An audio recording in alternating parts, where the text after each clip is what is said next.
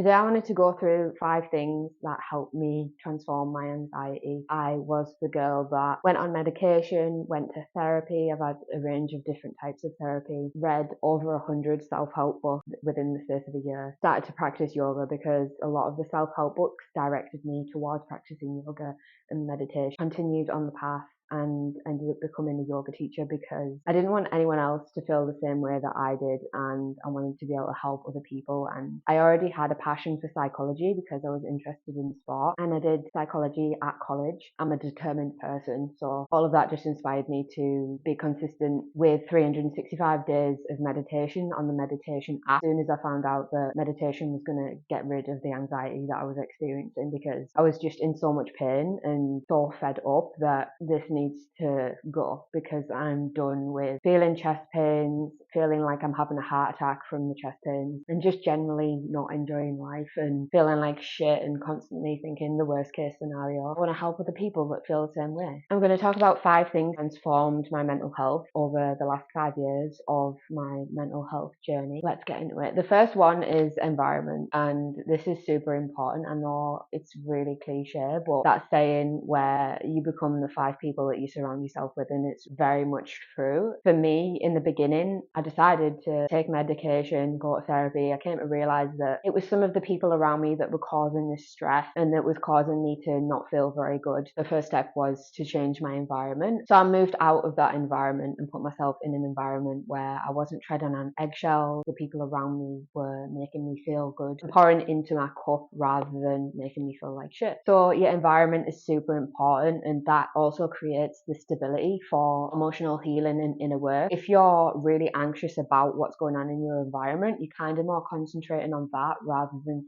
concentrating on yourself. You're too busy thinking about like danger in your environment. So that's why environment is so important if you are going on your healing journey, because you need that safe space to be able to relax in your body instead of being in this state of like tension and worry. Being around people that inspire you, that fill your cup, is gonna just cultivate that inner confidence, growing you as a person. So it's super important to have people around you that are doing the same things as you. In today's world, with the conflict of opinions of generations, I was so unhappy because I was listening to my parents and what they thought I had to do and get a stable job that I had no confidence in, settle down, get a house, get a mortgage. That's not something that I wanted to do, but that's what created the anxiety. I was listening to what other people think I should do rather than tuning into how I was really feeling and following my desires. It leads me on perfectly to the second point, is having boundaries with yourself and with others. When I had a breakdown, so when I went on medication and went to therapy in like 2019, I stopped looking after myself. I stopped eating well, exercised and done sport from a young age. I know I'm not well when I'm not looking after my health. The decline of the boundaries with myself shows that my mental health wasn't well, because I know that's something that I highly value. So it's having those boundaries with yourself and doing the things that are beneficial to you. Because I'm a personal trainer, I know that it can be hard, and methods behind creating your own motivation. And of course, habits are hard to adopt sometimes, but I often revert back when I'm working with my clients, using exercise and eating well as a method of self-care, because you are the person that's benefiting from those things. So it's creating those boundaries with yourself. If you don't have those boundaries with yourself, then you're probably not going to have boundaries with other people. And in terms of boundaries with other people, I was super angry, and this shows that my boundaries had been crossed. And then as soon as I'd moved out of that environment, I was no longer angry, and I no longer got angry with anyone else as much as I did with that person. So it goes to show the type of energy that you're around, the environment, and your ability to stand up for yourself, have standards about the way that you want to be treated in terms of the way that you treat yourself and the way that you allow others to treat you. So it goes to show that those boundaries that you have with yourself, and if you have high standards for yourself, you're not going to allow someone else to treat you like shit. This is something that we're not taught. Your parents are meant to teach you. The third point, of course, I would not be where I am today without therapy. I highly recommend professional help if you've not yet had it and you're someone who is struggling. I did 6 sessions of cognitive behavioral therapy, and this was fundamental in terms of changing my perspective with anxiety therapy, of course, different methods work for different people, and it's not to say that cognitive behavioral therapy is going to help you. It's just that that is something that was fundamental for me because it shifted my perspective. One of the things that shifted my perspective with was my therapist said, if you were to know what was going to happen and you were to be able to control the future, everything would be super boring and you would know what was going to happen in life. It would just be the same thing every single day. And that kind of changed my perspective in terms of thinking that I need to be able to control everything in case so that nothing bad happens. It was always me thinking the worst case scenario. That was fundamental in changing my perspective on what I think about the world. Like I said, it doesn't help everyone. Hypnotherapy, 2 or 3 sessions of hypnotherapy, which was really good. I actually had therapy about my ex-boyfriend because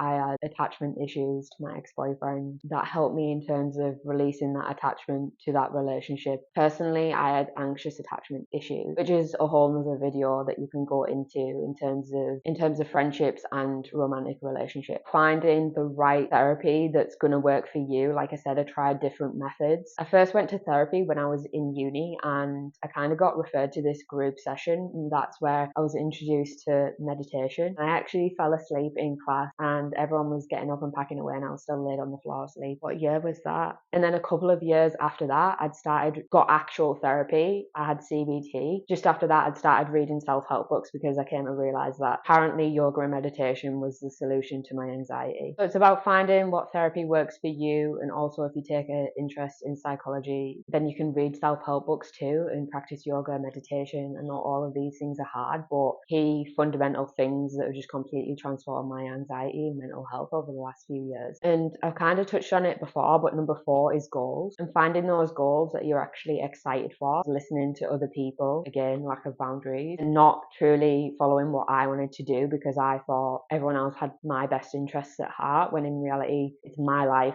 and I need to do what I want to do. I'm not going to do something else purely because someone else wants me to do it, and therefore just continue to feel anxious and disconnected from what I truly want, essentially what was causing my anxiety, because I knew deep down I wanted to travel, but always, the standards, get a mortgage, get a stable job, settle down, have kids, did not fulfill me whatsoever. I always wanted to go traveling. I went to Ibiza in 2018 by myself. Ever since, I wanted to go to Australia because everyone from Ibiza that summer went to Australia and I didn't because I went to uni, and then got in a 6-year relationship, and then eventually got to the point where I was like, do not want to settle down. My mental health wasn't in the right space, so how was I able to adult if I didn't even have the capacity to do that? Creating exciting goals for yourself. If you're feeling anxious, you're feeling unfulfilled, the key to that is doing things that make you feel good, that you're excited for, and also just creating that stability. My anxiety was coming from not knowing what I'm doing, and that also gives you some direction. Number 5, of course, I could not go without saying that yoga and movement has been fundamental in my journey. I started to read self-help books around 2019. A lot of the philosophies of yoga are actually just put into self-development books, self-help books. It always brought me back to yoga. Then lockdown hit. I thought I'd make use of my time, do a yoga teacher training course. Started my own practice consistently alongside starting Brazilian Jiu-Jitsu. Started to make a habit of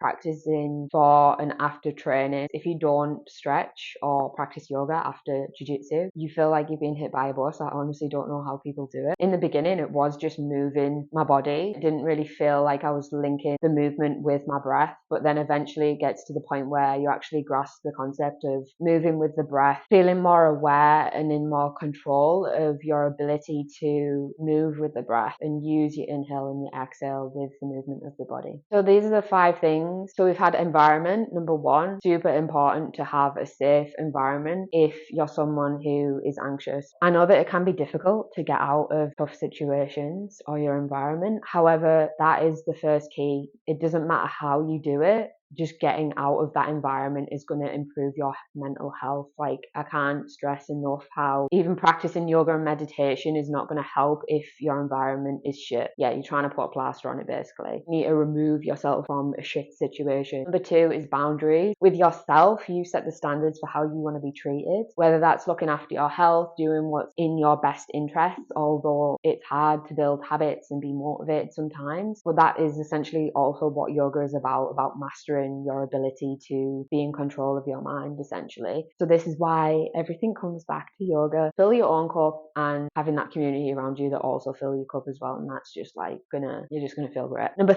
3 is therapy. Find the therapy that works for you. Cognitive behavioral therapy, hypnotherapy works for me, and there's many others that you could try out. If you can't afford that, highly recommend self-help books. Number 4 is goals. By making exciting goals and actually going after what you really, really want is going to lift your mood and also create direction and stability for that anxiety. And number 5, of course, is yoga and movement. By moving the body, releasing energy, the unwanted energy that we've not processed or that we've stored in the body, it's also connecting us back to the present moment. So eventually we can just witness the mind, and the mind isn't controlling us. Like when I would have emotional outbursts or I would feel like shit, I would just get wrapped up in that emotion and kind of let it take me away with it, rather than just being able to witness the emotions that are coming up, feeling them, and then taking aligned action in terms of how to respond to meet my own needs and give myself self-compassion in those moments. If you've enjoyed the things that I spoke about today, I'm going to go into more depth in terms of